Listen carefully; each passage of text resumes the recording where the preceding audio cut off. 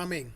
Y ahora vamos a pasar a la enseñanza con nuestra hermana Marisol Miranda, la parashá Saf, y el tema que ella va a tocar en esta tarde es el altar del holocausto, un corazón ardiente.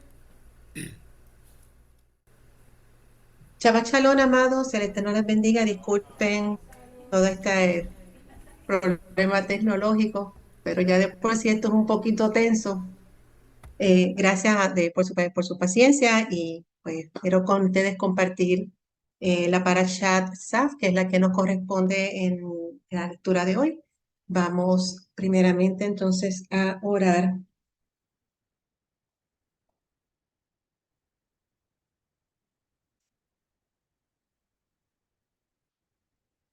Baruch atah Adonai Eloheinu melech haolam, asher kideshanu bemitzvotav v'tzivanu al divrei Torah, Baruch atah Adonai noten haTorah. Bendito eres tú, Yahweh, nuestro Elohim, Rey del universo, que nos santificas con tus mandamientos y nos ordenaste sobre las palabras de la Torah. Bendito eres tú, Yahweh, dador de la Torah. Amén. Abba, gracias por este tiempo que vamos a estar compartiendo tu palabra, eterno.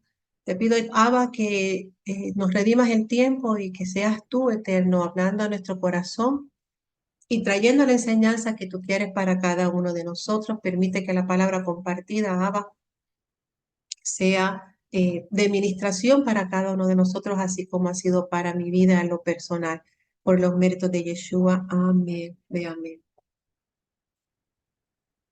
Bien, amados, las lecturas de la Parashá están en Vayikra, Levítico 6 al 8. Un detalle es que en esta lectura, en una Biblia hebrea, están desde el versículo 6, versículo 1, y eso puede ser un poco de confusión. La lectura de la Torah para este Shabbat es Shabbat Pará, está en Yehezkel, capítulo 36, y la lectura de la Brit Hadashah en Ibrí, Hebreos, capítulo 9, verso 8.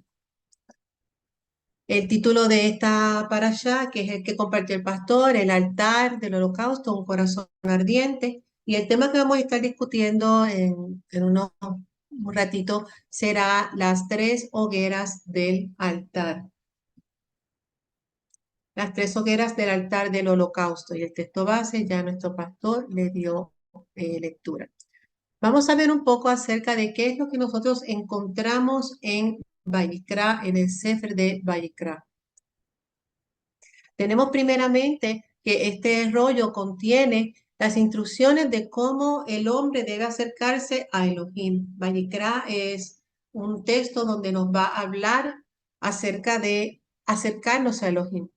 Eh, um, es un libro que definitivamente es un poco retante por el hecho de que nos confunde muchas cosas, no estamos familiarizados con los sacrificios, con las ofrendas, con el sacerdocio, con todas las leyes que esto implica.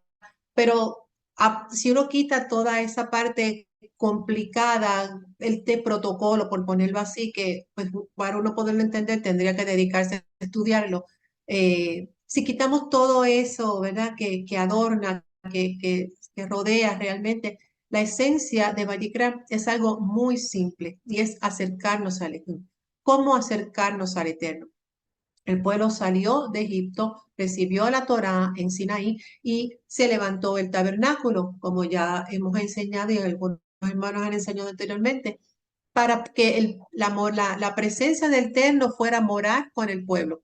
Así que ya el pueblo, el Eterno estaba allí, él depositó su presencia allí, ya él descendió a ese lugar. Ahora, ¿cómo entonces el pueblo se va a acercar a Elohim? Porque la idea es, yo me acerco y ustedes se acercan. Así que Vallicra en esencia, cuando estudien y lean el libro, siempre tengan en mente esta idea.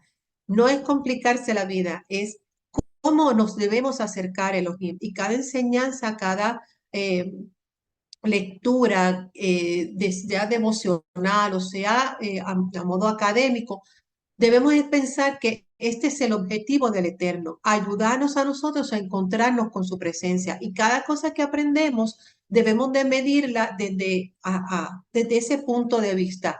¿Cómo esto me ayuda a acercarme a Elohim?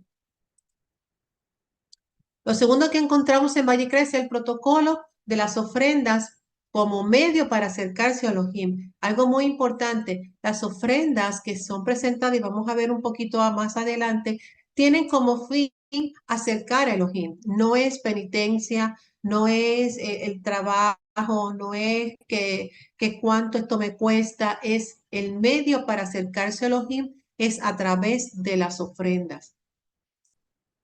Y número 3, el pueblo comienza a entender los conceptos de santidad, pureza e impureza y cómo estos afectan el proceso de acercarse a Elohim. Esto es otro concepto que también para nosotros es un poco difícil porque no estamos tampoco familiarizados con esto y se nos hace con la teología cristiana que teníamos anteriormente y con la que crecimos y nos formamos.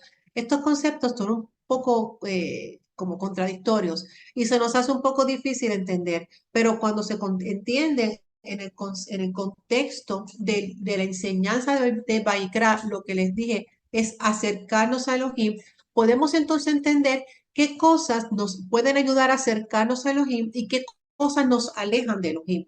Entonces, estos conceptos, santidad, pureza e impureza, lo que es kosher, lo que no es kosher. Todos estos conceptos se aprenden en el rollo de Baikra, donde podemos entonces ver qué cosas me van a ayudar a acercarme y qué cosas entonces van a impedir que yo me aleje, que van a hacer que yo me aleje o que ponga distancia entre Elohim y yo. La síntesis de la parashá, tenemos el nombre de la parashá Tzav, es una raíz, Sabá es la raíz primitiva de la palabra Tzav, que significa constituir, ordenar, designar, ordenar un cargo, ordenar, enviar un mensajero, poner en orden. Sab viene entonces de esta palabra que lo que nos habla es de una orden, de poner en orden, es un mandato. Se encuentra en el versículo 6, 9 de nuestra Biblia o el 6.2 de la Biblia hebrea. Es la segunda parashá del Sefer de Vayikra y es la parashá número 25 del ciclo anual de la lectura de la Torá. Esto nos pone casi como a la mitad de la lectura anual, puesto que son unas 54 parashot. Así que estamos por ahí cerca de la mitad de la lectura del ciclo anual. Contiene 19 misbot, 9 de ellos son performativos y otros 9 son prohibitivos, o sea, 9 mandamientos que se hacen y otros 9 que no se hacen. En términos del tiempo, ocurre entre el 1500 al 1200 antes de nuestra era común. Los temas que tocamos aquí en la parashá, se tocan en esta parashá, tenemos entonces la ofrenda quemada, la ofrenda por el pecado, la ofrenda por la culpa, ofrendas pertenecientes al Cohen, ofrenda de agradecimiento, la ofrenda rechazada, comer en el estado de contaminación ritual, prohibición de comer grasa y sangre, y las partes de la ofrenda y su orden. Y al final, la consagración de los Kohanim. Sa, como les decía, viene de una palabra, de una raíz que significa sabá. Esa es la raíz. Y esta raíz implica orden, designar. ¿Qué nos enseña esto? Las instrucciones que están dadas con respecto al manejo de los korbanot, o sea, las ofrendas, lo que conocemos como ofrendas, se dieron como un mandato a Aarón y a sus hijos. Esto es un especial interés porque recuerden siempre, mantengan en perspectiva en la finalidad de todo esto que el Eterno hace y que se expresa en Vayikra es acercarnos a Elohim. Así que estos puntos son tan importantes que el Eterno no solamente les dijo que había que hacerlo, sino que los delegó a los hijos de Aarón. Así que pone a Aarón a cargo y a sus hijos como responsables de llevar a cabo este servicio de los korbanot. Así que Saf es una palabra donde implica, o sea, esto es una orden, esto hay que hacerlo, esto es necesario, esto es muy importante y esta responsabilidad va a recaer sobre Aarón y sobre los hijos de él, porque es como es la finalidad de esto es acercar al pueblo a Elohim, por lo tanto eran tareas que tenían que hacerse con mucha reverencia, dándole la importancia de vida y por lo tanto recaían en las manos del sumo sacerdote y de sus hijos. Otra cosa que vemos aquí en Vallecra y no se repite mucho es la palabra corbán. La palabra corbán es su plural corbanot. Suele traducirse como sacrificios u ofrendas. Sin embargo, esta palabra no refleja su verdadero significado. La palabra corbán viene de la raíz karab, que significa acercarse con cualquier propósito, unirse. Volvemos a lo mismo. El corbán lo que quiere es acercarnos. No es una penitencia, no es traer dolor o traer un pesar sobre el oferente, sino que es el medio, ¿verdad?, con el que se va a llegar al tabernáculo, porque no se podía llegar con las manos vacías, había un pecado, había que hacer una expiación, y ese corbán iba a cubrir esa falta, iba a ser expiación por esa persona. Así que el corbán, ¿qué es lo que hace en última instancia? Acerca. El corbán quita el impedimento que hace que ese hombre, ese israelita, no pueda llegar hasta la presencia divina. Entonces, a eso surge entonces el corbán. Por eso el propósito y el significado de esta palabra es acercarse, unirse. Los propósitos de los corbanos son muy parecidos a los propósitos de la oración. Las ofrendas se presentan para adorar al Eterno, para procurar una relación y una comunión cercana a Elohim, para expresarle nuestro agradecimiento y nuestro amor. Esto también, amados, es muy importante. Cuando nosotros oramos, de hecho, la oración es representativa de lo que se hacía en el templo, la quema del incienso, que suba como la oración y el incienso comparten un mismo fin.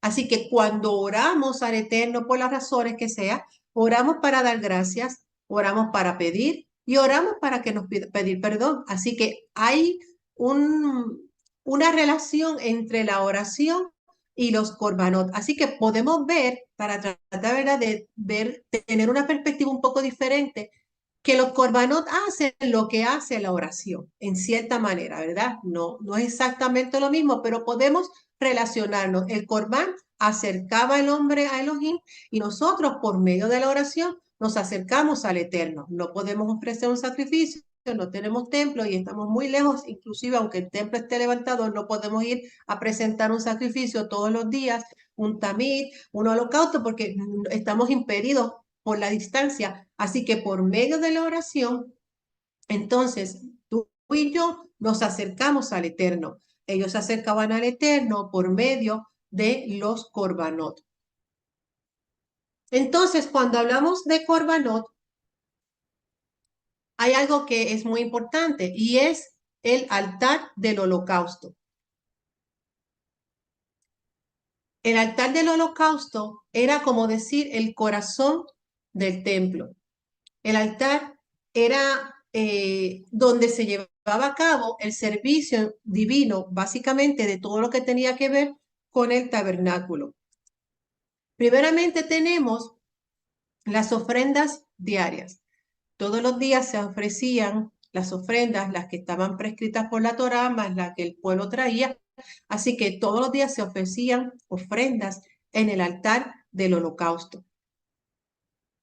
Se ofrecían las ofrendas adicionales, tanto las individuales como las congregacionales. Así que no solamente eran las que estaban, como dije, las que estaban prescritas en la Torá, que se hacían diarias, como el olá que se hacía en la mañana y en la tarde, sino que también las otras que surgieran por las personas que llegaran a llevar sus corderitos, sus tortolitas, sus harinas y las ofrendas que fueran a hacer, pues simplemente una acción de gracia, pues también había que atender esa necesidad.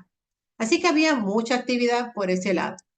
No solamente eso, sino que cuando llegaban las festividades como Pesach, Purim, Shavuot, Sukkot, el centro de la actividad se llevaba a cabo alrededor del altar de holocausto.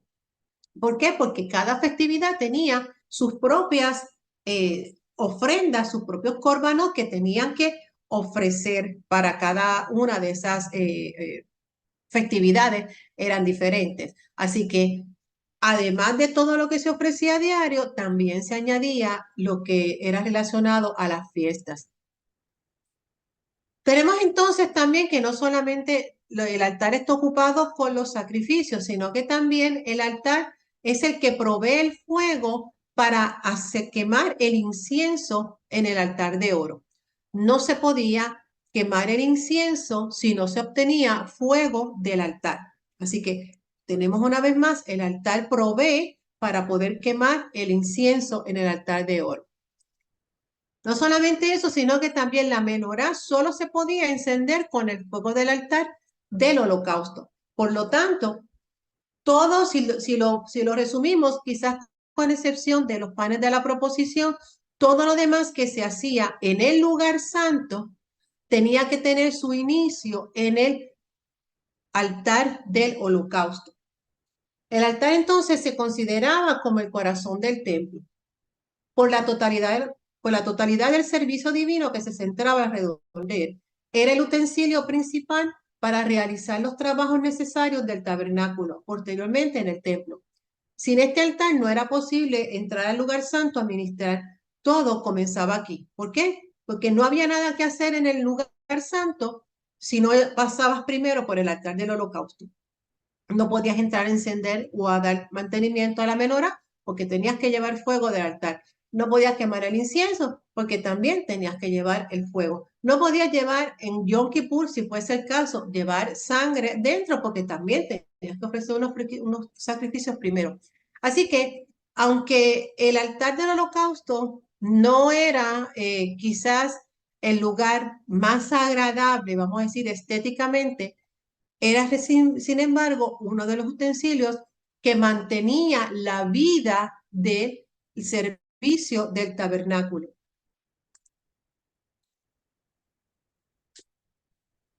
¿Qué se hacía en el servicio del templo durante el día? Vamos a decir, un día común que se realizaba. El primer servicio que se hacía en el templo era el servicio de Terumah Hadesen.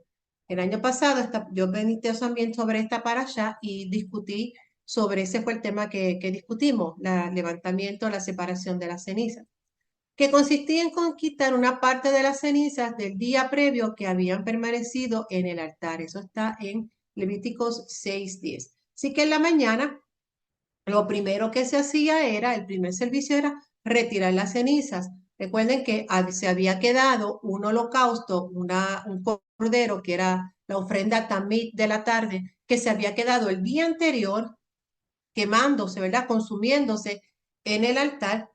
En la mañana siguiente había que retirar esas cenizas, limpiar todo para volver a comenzar. Así que este era el primer servicio que se realizaba. Después se colocaban 2 leños, según registran nuestros sabios, de madera en el fuego principal del altar. Eso lo tenemos en Levítico 6:12. Así que se retiraban las cenizas, se lo colocaba nueva leña, y una vez el sacerdote enciende el fuego, colocaba encima el primer corbán del día, que era un cordero. Eso lo tenemos en Éxodo 29:39. Se colocaba un cordero en la mañana y otro cordero en la tarde. Esto eran los 2 holocaustos, que esto era fijo, siempre se hacía. Así que a grandes rasgos usted puede decir en la mañana en el tabernáculo hay que quitar las cenizas, hay que poner más madera, hay que encender el fuego, avivar ese fuego y poner el primer holocausto. De lleno, eso era lo primero que había que hacer. La ceniza, ¿por qué traes esto de la ceniza? Porque las cenizas del día anterior representan ese holocausto que lo que no se elevó y quedó hecho ceniza, o sea, lo que no subió al Eterno en forma de olá, en forma de ese humo, queda como cenizas. Y si nosotros nos vemos a nosotros, no, a nosotros mismos como esa ofrenda, como ese olá, esas cenizas entonces van a representar nuestras flaquezas, van a representar nuestras debilidades. O sea, no todo lo que se ofrece en ese fuego se puede elevar. Parte se convierte en cenizas y tiene que ser retirado. Y esto lo quiero que lo tengan presente porque nuestro tema de lo que nos va a hablar es acerca de ese fuego. ¿Cuál es la función de ese fuego? ¿Por qué es tan importante ese fuego? La madera.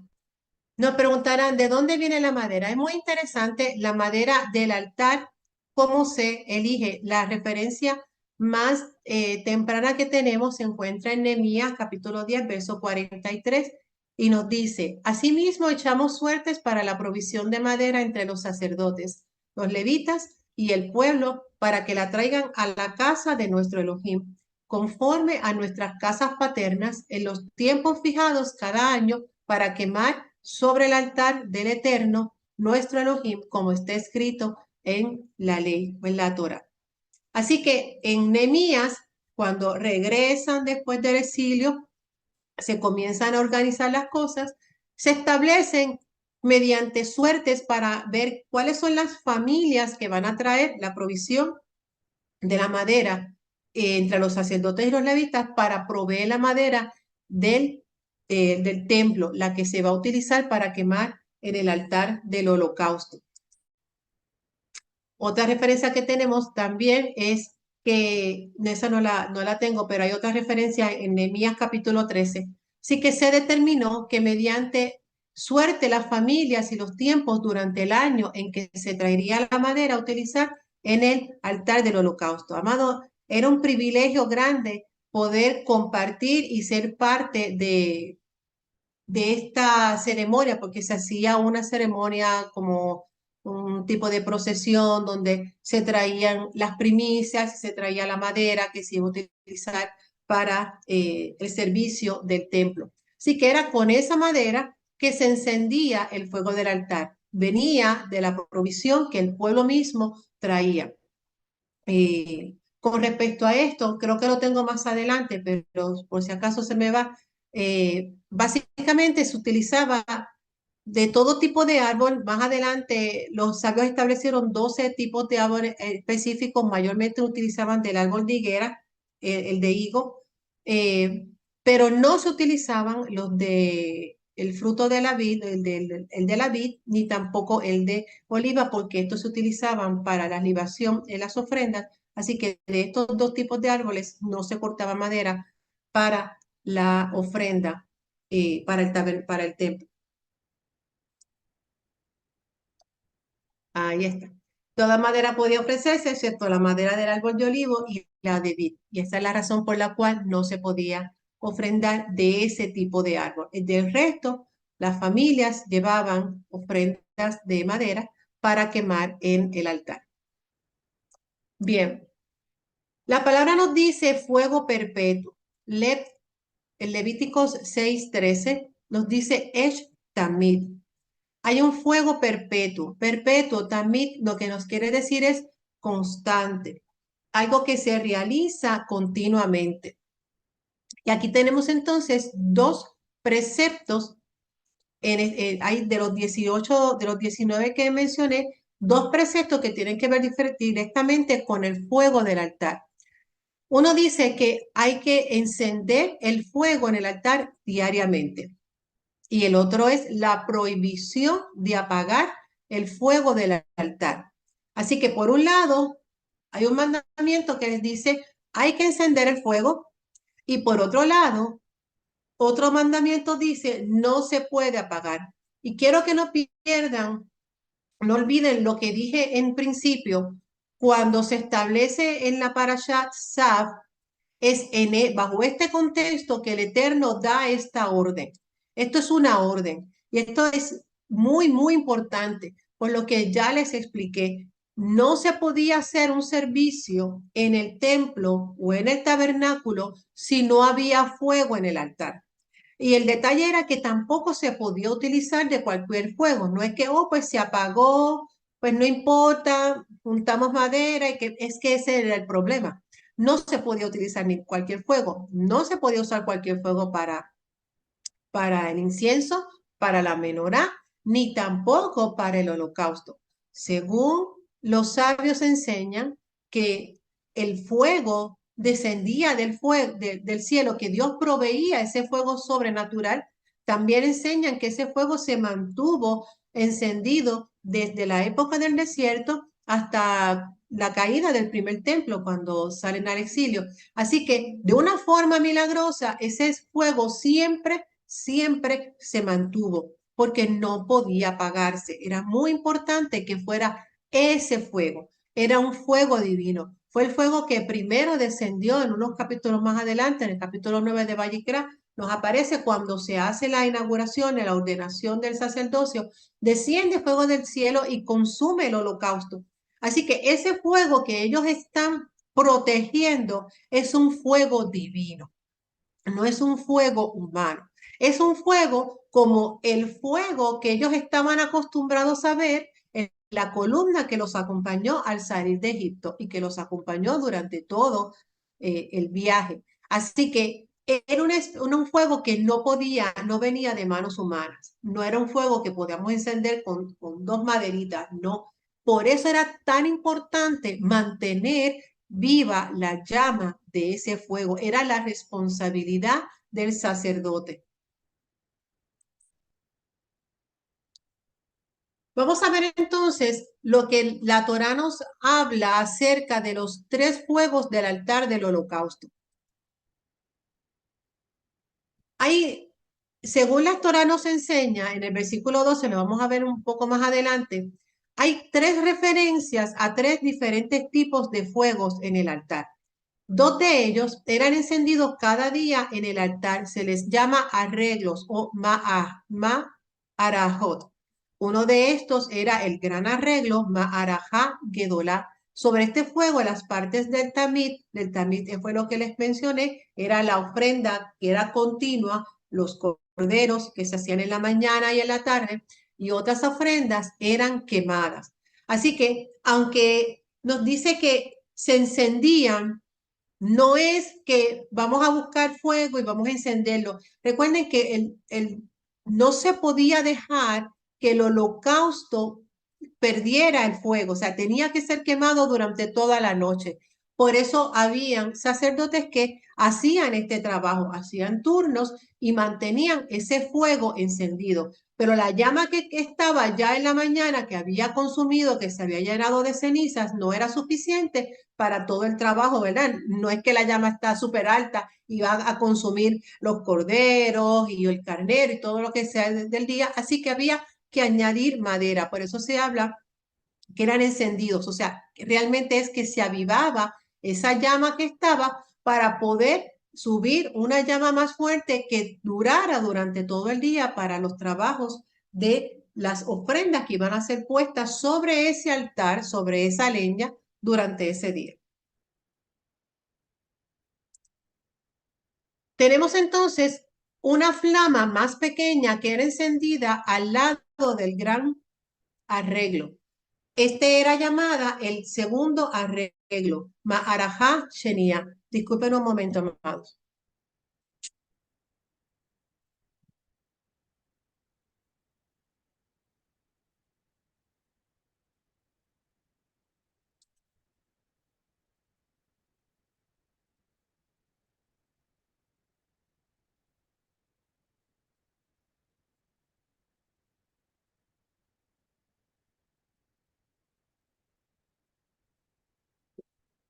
Arreglado el problema también. Una flama más pequeña era encendida al lado del gran arreglo. Esta era llamada el segundo arreglo, Ma'arajá Shenia.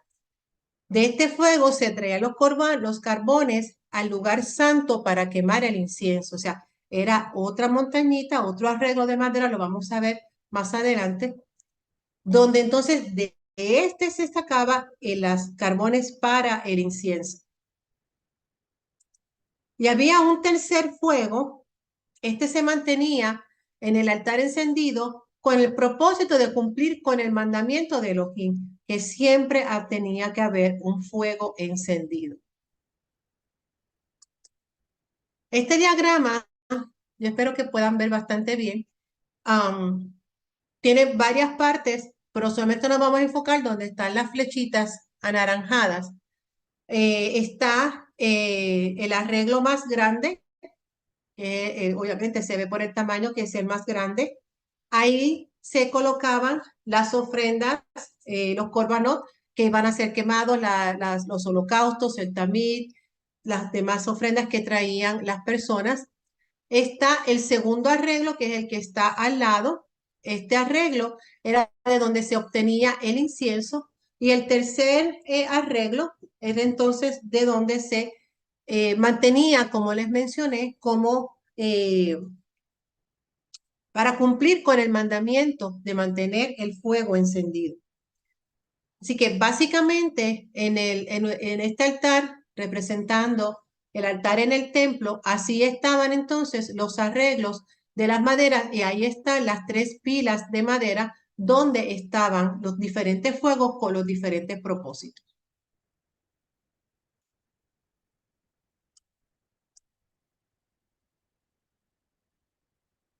¿De dónde sacamos esta información de que son tres? Bueno, en el Humash Sion Levi, en la Biblia hebrea, una lectura de la Biblia hebrea es mucho más fácil verlo. En el versículo 2 del capítulo 6, ahí aparecen dos referencias diferentes a este fuego. Aparece la llama sobre el altar y el fuego del altar. Aquí los sabios entienden que están hablando de dos fuegos diferentes. Y el tercer fuego es el que está en el versículo 5 de ese capítulo 6. El fuego del altar permaneciendo en él no será extinguido. Ese sería el fuego que es el tercer arreglo donde se mantiene permanentemente.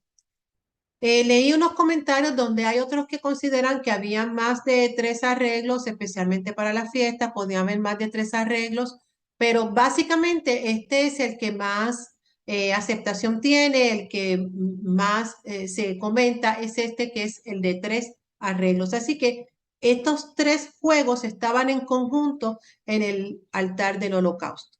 Así que imaginémonos que realmente el trabajo era bastante arduo, bastante caro, con tres llamas encendidas, trabajando con todo esto a la misma vez. Definitivamente era un trabajo fuerte para los sacerdotes. Hablemos un poquito de lo que es el Mokda. Es una parte que es una sección que es parte del altar del sacrificio, del altar de holocausto.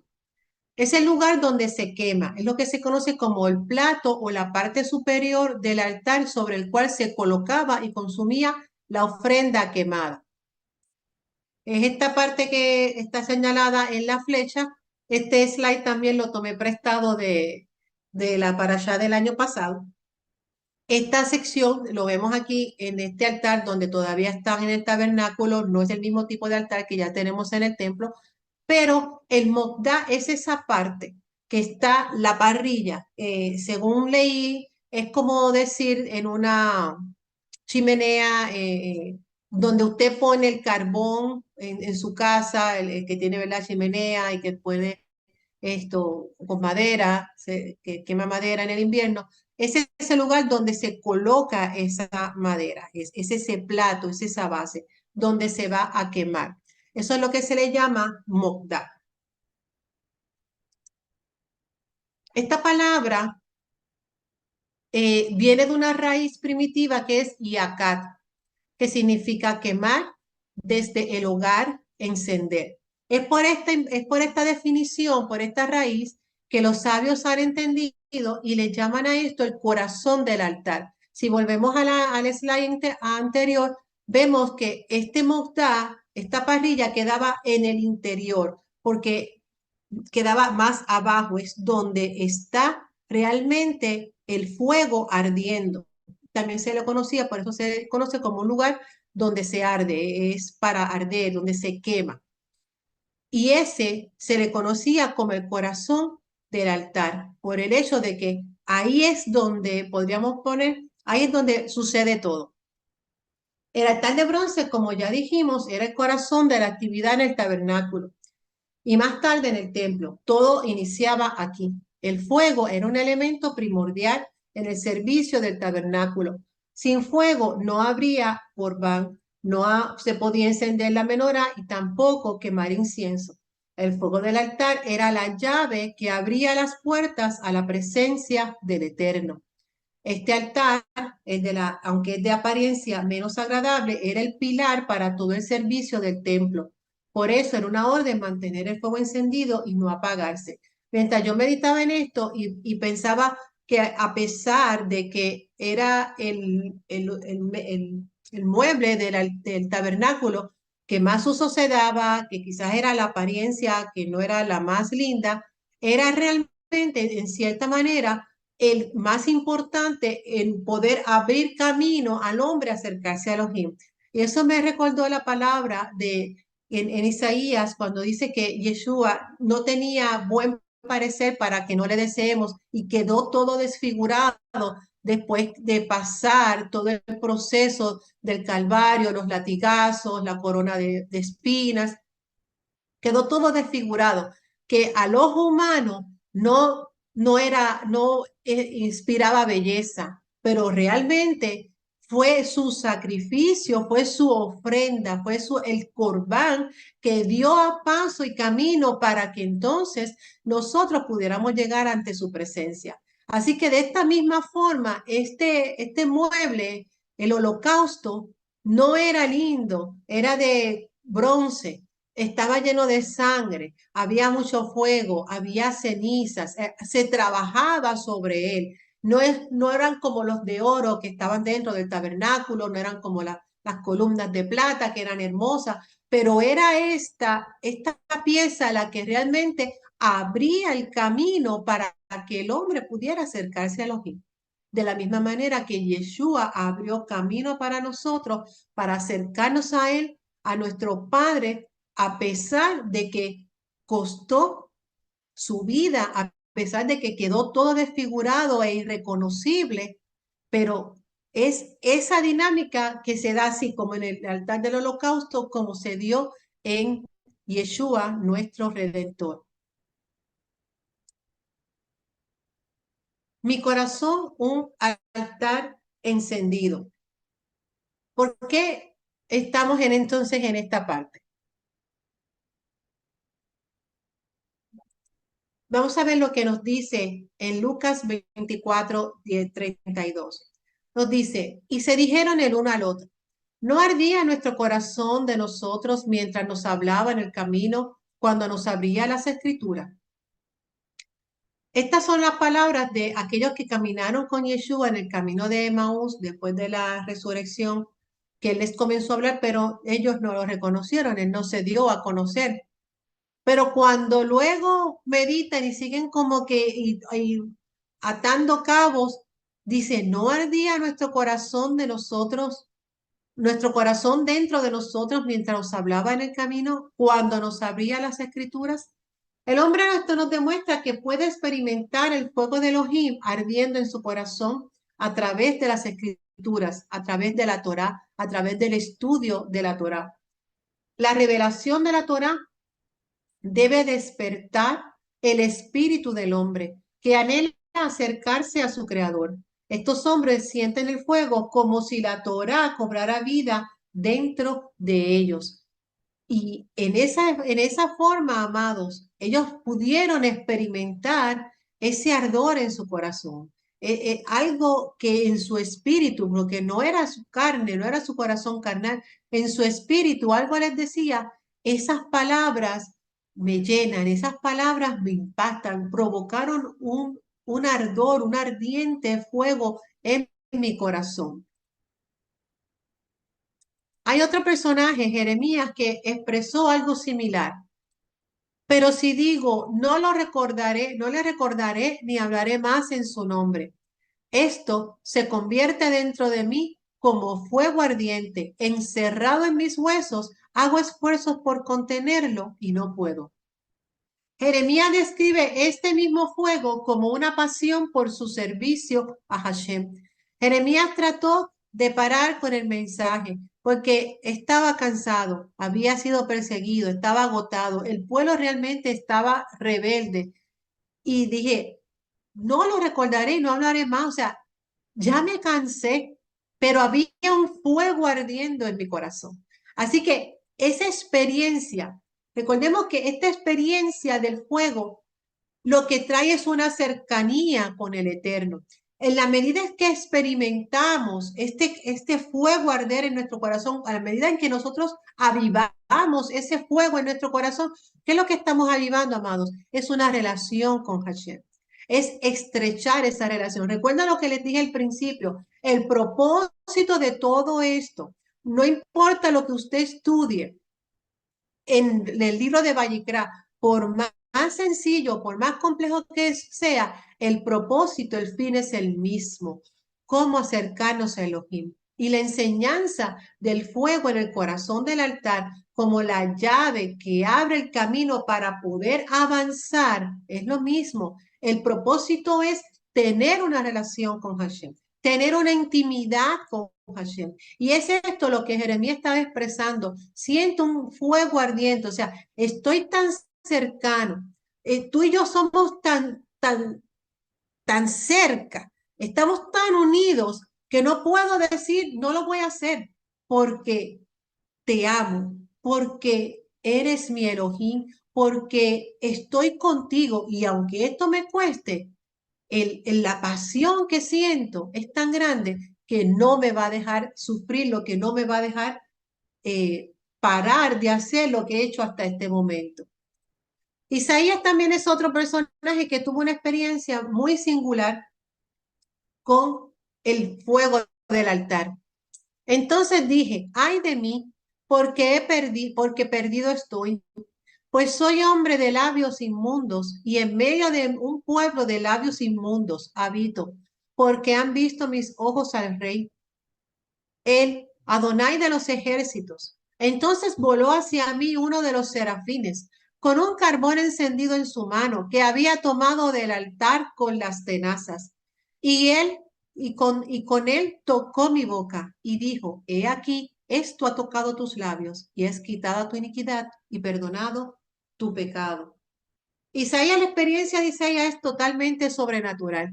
Y de aquí, algo de lo más que me impresiona es el hecho de que hay un altar en el cielo, amados, que hay un tabernáculo, hay un templo en el altar y todo esto está en el altar, todo esto es sombra, como dice en Hebreos, todo esto es sombra de lo que realmente hay en el cielo. Y Isaías tuvo esta experiencia de haber sido tocado con uno de los carbones del altar. Y es interesante porque dice que lo tomó con unas tenazas. Entonces pregunto, ¿de dónde pudo haber tomado un ángel un carbón con una tenaza? El altar del holocausto, del altar de las corbanot. Ahí estaban los carbones encendidos. ¿Qué otro indicio nos dice que era el altar del holocausto?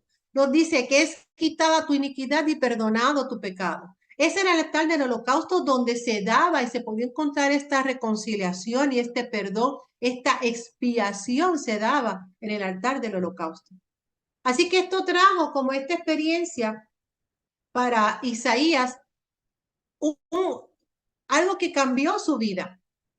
Comenzó entonces a profetizar, comenzó entonces a hablar, comenzó un ministerio, lo capacitó. Este fuego capacitó a Isaías como profeta y de manera que podía traer las palabras del Eterno.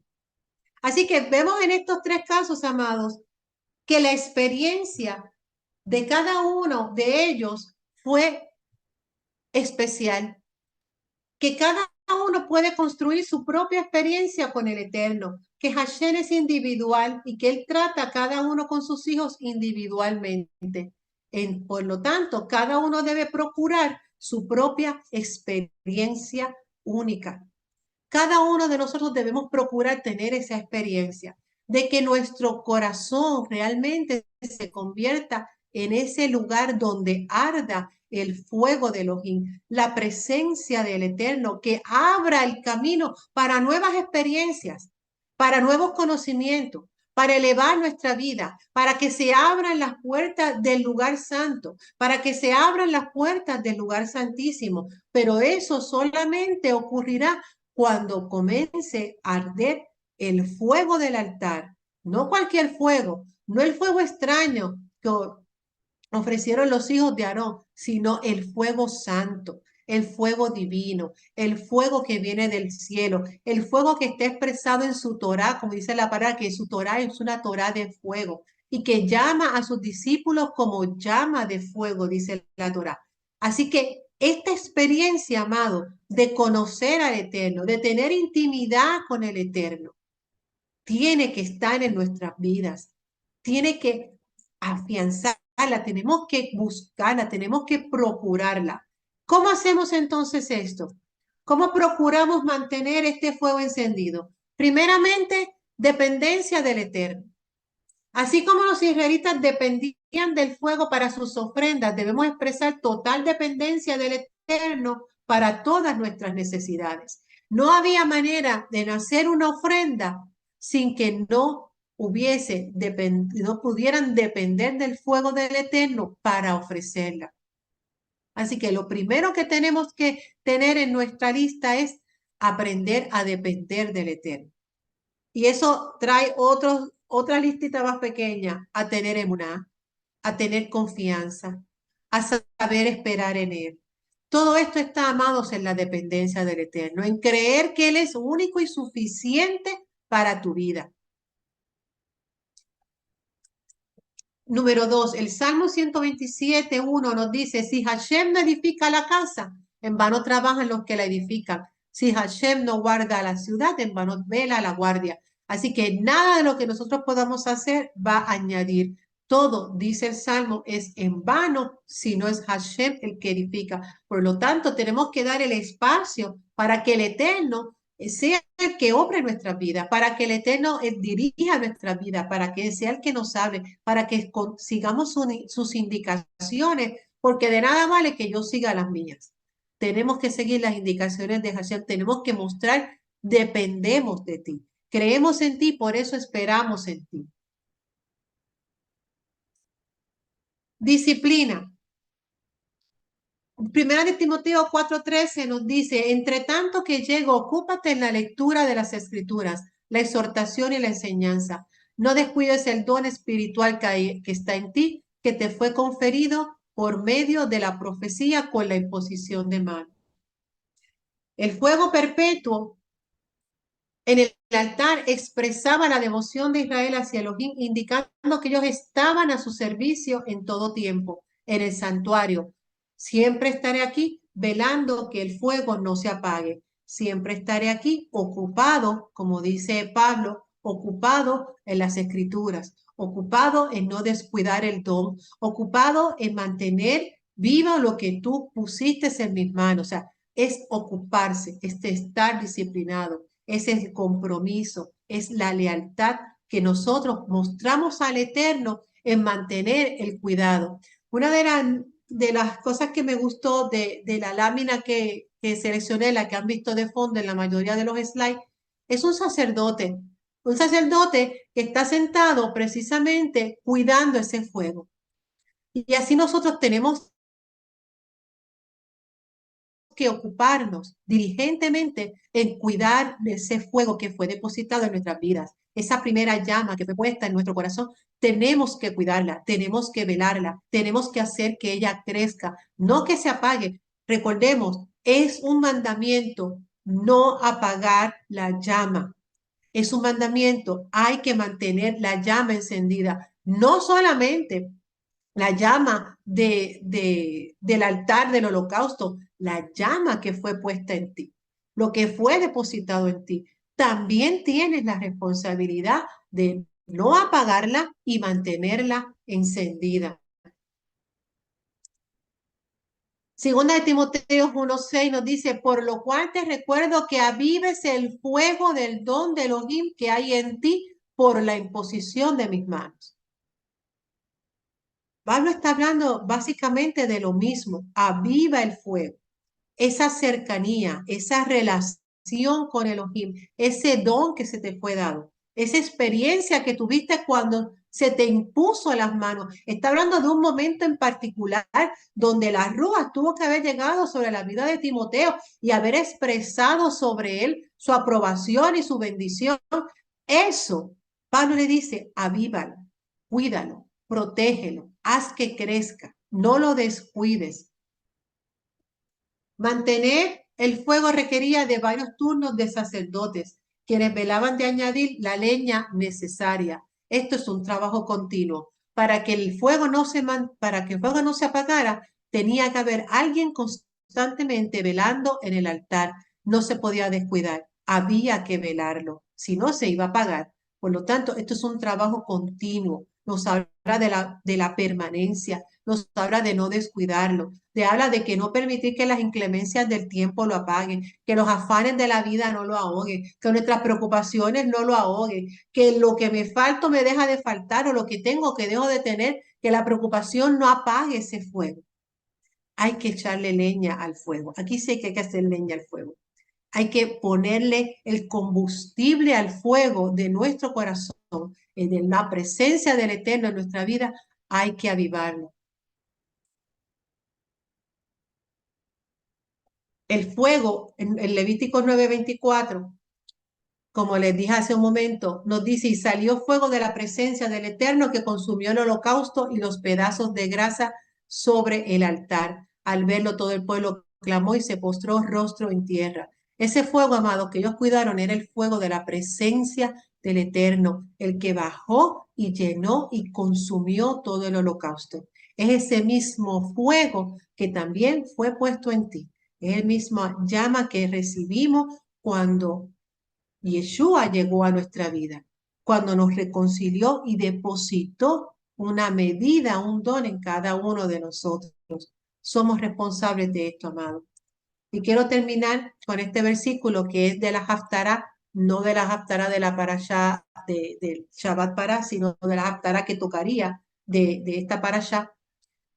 Dice, más alábese, esto es Jeremías hablando, más alábese en esto el que se hubiere de alabar, en entenderme y conocerme, que yo soy Hashem, que hago misericordia, juicio y justicia en la tierra, porque estas cosas quiero, dice Hashem. Es hermoso, amado, lo que Jeremías comparte aquí, lo que Hashem nos está diciendo a través del profeta Jeremías. Si alguien tiene que alabarse en algo, si alguien tiene que sentirse creído en nuestras palabras de algo, es el entenderme y conocerme. Esa palabra conocerme en hebreo lo que está implicando es una relación íntima, un conocer en intimidad. No es entonces de gloriarme en que tengo o no tengo, o que soy o no soy, o lo que seré, lo que sea. No. Hashem dice, si alguien va a alabarse en algo, que sea en entenderme y conocerme, que yo soy Hashem, que hay una relación conmigo, que puede decir yo soy amigo de Elohim, que hago justicia, misericordia y juicio en la tierra, porque en principio, amados, al final podemos estudiar los Korbanot y podemos aprender mucho de ellos y podemos sacarle mucha riqueza. Pero al final, amados, lo que Hashem quiere es nuestra obediencia, nuestra cercanía, el que seamos leales, el que podamos acercarnos a Él, el que podamos ser amigos de Él, que podamos entender y conocer, porque sacrificios se pueden llevar, ofrendas se podían hacer, pero se podían hacer las ofrendas y de irte a tu casa y hacer algo malo. O sea, eso no lo quita.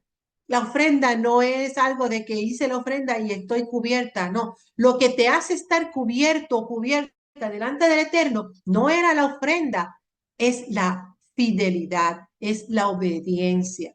Eso es lo que hace a uno estar cerca del Eterno, no el corbán. El corbán lo podemos presentar, se podían presentar como sucedió en los tiempos de Jeremías. Se podía presentar el corbán, irse a su casa y consultarle a los muertos o a practicar idolatría, pero podían llegar al templo y presentar el corbán.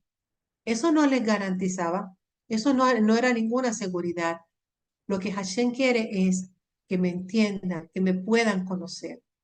Y eso, amados, lo logramos a través de la obediencia, de esa comunión, de esa intimidad. Bendito sea su nombre. Shalom, amados. Oramos.